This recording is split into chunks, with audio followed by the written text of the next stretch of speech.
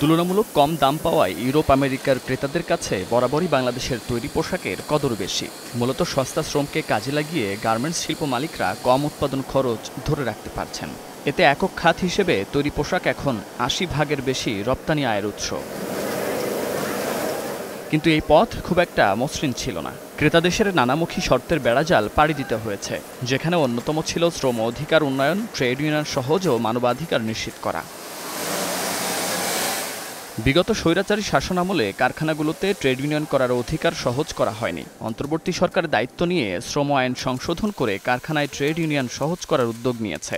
গত মার্চে চূড়ান্ত হয় এই আইনের সংশোধনের খসড়া। পরে শ্রম কমিশনের প্রতিবেদনের ভিত্তিতে আরও কিছু কাটছাঁট করা হয়। তবে বিদ্যমান আইনে কোনো কারখানায় ট্রেড ইউনিয়ন করতে ২০% শ্রমিকের সম্মতির পরিবর্তে ন্যূনতম ২০ জন শ্রমিকের সম্মতি ও ৫টির বেশি ট্রেড ইউনিয়ন না করার বিষয় নিয়ে তৈরি হচ্ছে বিতর্ক। এ নিয়ে শ্রমিক নেতাদের মধ্যেও মতানৈক্য রয়েছে। এছাড়া শ্রমিকদের ট্রেড ইউনিয়ন ঠেকাতে নিজেদের পছন্দের লোকজন দিয়ে ইউনিয়নের নিবন্ধন নেয়ার অভিযোগও রয়েছে মালিক পক্ষের বিরুদ্ধে। তাই কারখানায় ট্রেড ইউনিয়ন সহজ করার দাবি শ্রমিক নেতাদের। রাজনৈতিক প্রভাব, মালিকদের প্রভাব, অর্থের প্রভাব, আন্তর্জাতিক প্রভাব, এগুলো ছাড়া আপনি ইউনিয়ন করতে পারবেন না।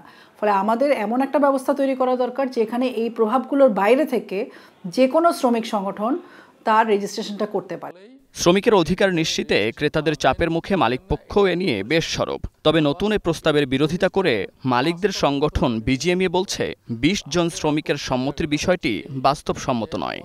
সবচেয়ে যে ছোট শিল্পটা তাও ২৭০০ ওয়ার্কার, তো সেখানে ২০ জন নিয়ে একটা ট্রেড ইউনিয়ন করা বা রেজিস্ট্রেশন পাওয়াটা রাইট রিপ্রেজেন্টেশন না। যদি ৫-৬টা ট্রেড ইউনিয়ন করার সুযোগ দেওয়া হয় তাহলে তো এই সারাদিন তাদের নিয়েই কাজ করতে হবে। দিনের শেষে যদি আপনার ইন্ডাস্ট্রি না টিকে তাহলে আপনি ওয়ার্কার্স রাইটস দিয়ে কী করবেন? আমরা আশা করি একটা যৌক্তিক জায়গায় বিষয়টা যাবে। ২০%-এর জায়গায় ১৫% হইতে পারে। আর যদি সংখ্যায় যান তাহলে ন্যূনতম অন্তত ১০০ জন আবেদন করলে সেটা গ্রহণ করা উচিত। বর্তমানে দেশে ১০,০০০-এর মতো ট্রেড ইউনিয়ন আছে, যার মধ্যে তৈরি পোশাক খাতে প্রায় ১৪০০। এসব ইউনিয়নের বেশিরভাগই নিষ্ক্রিয় থাকায় কারখানায় ট্রেড ইউনিয়নের সংখ্যা মাত্র ৫টিতে বেঁধে দেওয়ার যৌক্তিকতা নিয়ে প্রশ্ন তোলেন শ্রম সংস্কার কমিশনের প্রধান।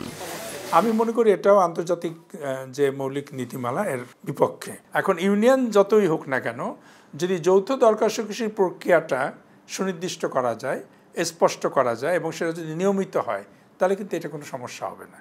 সমস্যা হবে যদি ওই ইউনিয়নটা আপনার কোনো না কোনোভাবে ওই ইউনিয়নের সংখ্যাগুলো আপনার একটা জায়গায় সীমাবদ্ধ হয়ে যায় তার কার্যক্রম। এই অধিকারটা সীমাবদ্ধ করে কিন্তু গতিশীল ইউনিয়ন চর্চা করা যাবে না। শ্রম আইন সংশোধনের বিষয়টি আলোচনায় আসলেও বাংলাদেশের রপ্তানি প্রক্রিয়াজাতকরণ এলাকায় ইপিজেড আইনের সংশোধন নিয়ে কোনো তৎপরতা না থাকায় উদ্বেগ প্রকাশ করেন সংশ্লিষ্টরা।